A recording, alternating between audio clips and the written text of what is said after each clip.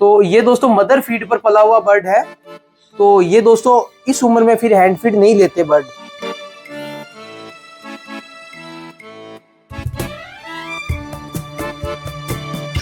दोस्तों अगर हमारे हैंड फीड वाले बर्ड बड़े हो जाए उसके बाद भी आप उन्हें एक हफ्ता में 10 दिन में या एक महीने में एक बार हैंड फीड करवाते हैं, जैसे A19 की हैंड फीड है, इससे बर्ड की हेल्थ काफी अच्छी रहती है।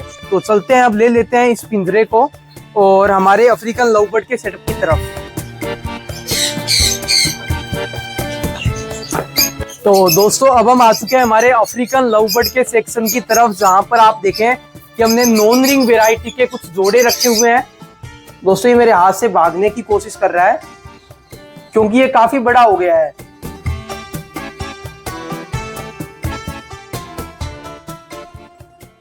दोस्तों नमस्कार, मैं मोहित पारिक और आप देख रहे हैं हमारा vlog YouTube channel birds with Mohit.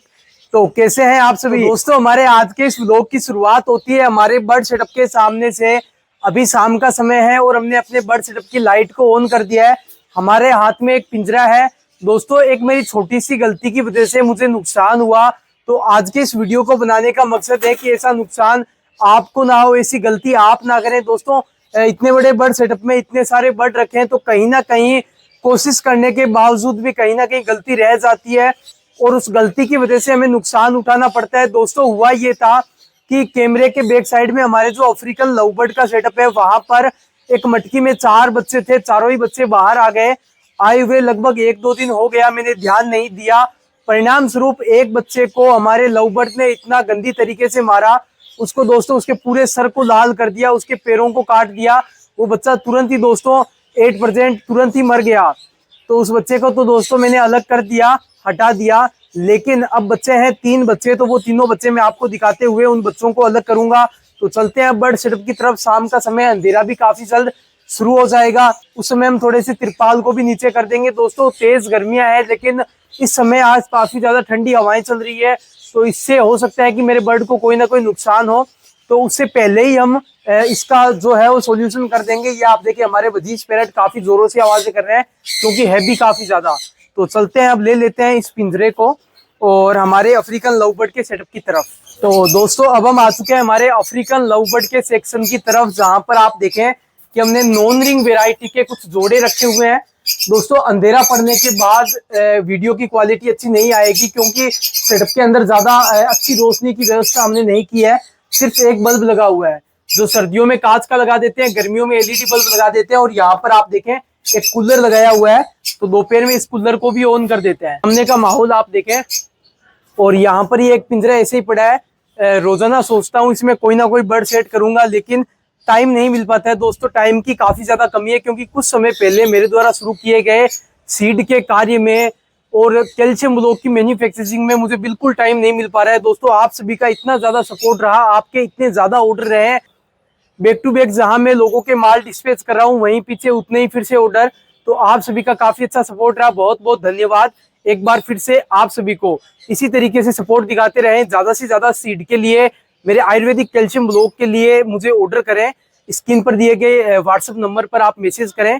Cuttle fish bone भी आप मंगवा सकते हैं जिन एरिया में नहीं मिलता है या काफी ज्यादा महंगा मिलता है, तो आप जल्दी से ऑर्डर करें। Keep supporting. तो दोस्तों अब चलते हैं हमारे अफ्रीकन लव बर्ड की कॉलोनी में। और ये हमारे पास में एक ट्रेवलिंग केज है जो कि 2 पोर्शन का है, 2 पोर्शन का है। कहीं बर्ड भेजने हो इस तरफ अलग वेराइटी के, इस तरफ अलग वेराइटी के, एक दूसरे को रास्ते में जो है वो जख्मी नहीं करते, नुकसान नहीं पहुंचाते। दोस्तों अब जल्दी से मैं जाता हूँ हमारे बर्ड सेटअप के अंदर और उन 3 बच्चों को अलग करके लेकर आता हूँ और आपको उनकी क्वालिटी भी दिखाने की कोशिश जरूर करूंगा।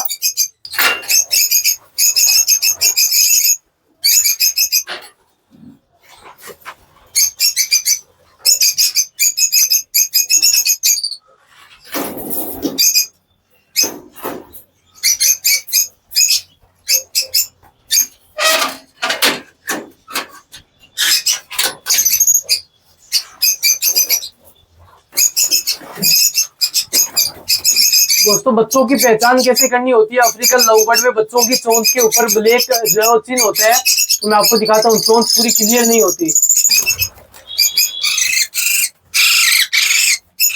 तो पहला बच्चा मैंने पकड़ा है ऑरेंज वुड ऑफलाइन का।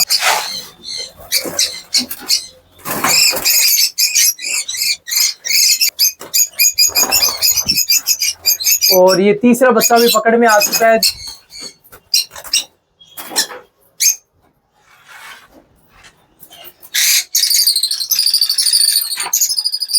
दोस्तों ये बच्चा भी ऑफलाइन का है। तो दोस्तों फाइनली हमने अफ्रीकन लव बर्ड के बच्चों को अलग कर दिया है, और जैसे ही मैं बच्चों को अलग करके सेटअप से नीचे आता हूं तो मैं देखता हूं कि हमारे बर्ड सेटअप पर इस पिंजरे में इंडियन रिंगनेक पैरेट का एक बच्चा है। और मुझे बताया गया कि ये बच्चा मुसीबत में था, परेशानी में था, किसी घोंसले से बाहर गिर गया था, तो किसी के द्वारा उसे उठाकर उसे कुछ खिलाने की कोशिश की गई और इसने कुछ नहीं खाया, तो उसके बाद में ये मेरे पास में लाया गया। तो दोस्तों ये बच्चा काफी भूखा है। दोस्तों मैं आप सभी को हमेशा कहता हूं कि इंडियन स्पीशीज के जो बर्ड होते हैं वो मैं नहीं रखता या रखना पसंद नहीं करता, या हमें रखना भी नहीं चाहिए। लेकिन जब भी कोई बर्ड परेशानी में हो उस समय मैं ये भूल जाता हूं कि इस बर्ड पे बैन है या इस बर्ड को नहीं रखना चाहिए। बस मेरा ध्यान ये रहता है कि इस बर्ड को बचाने का पूरा प्रयास करना चाहिए जहां तक हम कर सकें, क्योंकि हम पक्षी प्रेमी हैं। एक्जोटिक बर्ड के अलावा भी कोई पक्षी अगर परेशानी में है तो हमारा फर्ज बनता है कि उसकी सहायता करें। नो नो, देखिए दोस्तों आप ये मुझे बाइट करने की कोशिश कर रहा है, लेकिन मुझे उम्मीद है कि ये हमें नहीं काटेगा। आ जाओ आ जाओ आ जाओ आ जाओ। दोस्तों यहाँ मेरे पास में ये 5 ml की सीरीज है और हैंड फीड को अच्छी तरीके से मैंने मिक्स कर लिया है। अब हैंड फीड का टेम्परेचर देखना होगा इस तरीके से।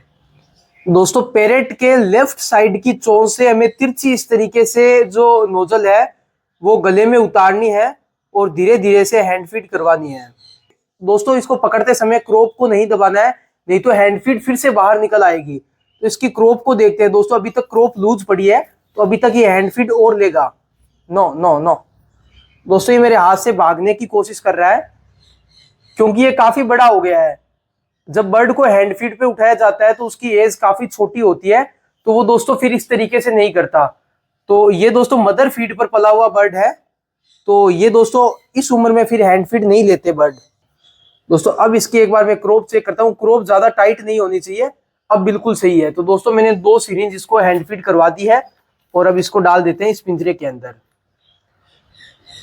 दोस्तों बिल्कुल तैयार है, उड़ने की कोशिश कर रहा है और लगभग मेरे हिसाब से 4 से 5 दिन में ये प्रॉपर उड़ने भी लग जाएगा और लगभग दोस्तों 8 से 10 दिन में ये प्रॉपर खाने लगेगा। अभी दोस्तों हम इसको दिन में 3 टाइम हैंड फीड करवा रहे हैं और धीरे धीरे हम 2 टाइम कर देंगे, फिर 1 टाइम कर देंगे। इसे कुछ खाने के लिए देंगे, नरम दाने, जैसे दोस्तों चने की दाल हो गई।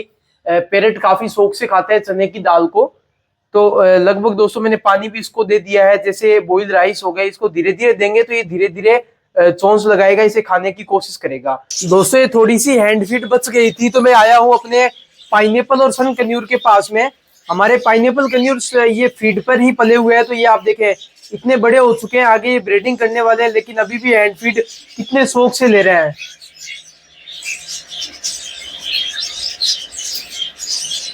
मतलब थोड़ी सी भी हैंड फीड वेस्ट नहीं होने दे रहे हैं। तो दोस्तों उन 4 बच्चों को यहाँ पर हमने रिलीज कर दिया है, जहाँ पर पहले से ऑलरेडी 3 बच्चे थे अफ्रीकन लव बर्ड के। तो मैं आपको नजदीकी से दिखाता हूँ हमने जिन 4 बच्चों को अलग किया था उनकी क्वालिटी और बाकी के जो बर्ड यहाँ पर है उनकी भी। दोस्तों यहाँ पर आप देखें कि 5 बच्चों को हमने यहाँ पे रिलीज किया है, इसी के साथ ही 3 बच्चे पहले से ऑलरेडी थे यहाँ पर। बच्चों की दोस्तों हमने जिनको रिलीज किया है उनकी क्वालिटी देखें, जिनमें 2 तो ऑफलाइन है, 1 रोजी पीच फेस है और 2 दोस्तों आप देखें ब्लू में व्हाइट फेस जो कि एक्वा है। काफी बेहतरीन क्वालिटी, लाजवाब।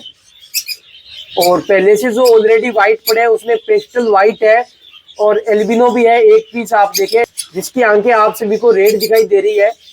काफी खूबसूरत दोस्तों, अफ्रीकन लव बर्ड की भी खूबसूरती काफी अच्छी लगती है मुझे। दोस्तों बच्चों की पहचान जैसा कि मैंने आप सभी को बताया, चोंच के ऊपर ब्लैक चिन्ह होता है।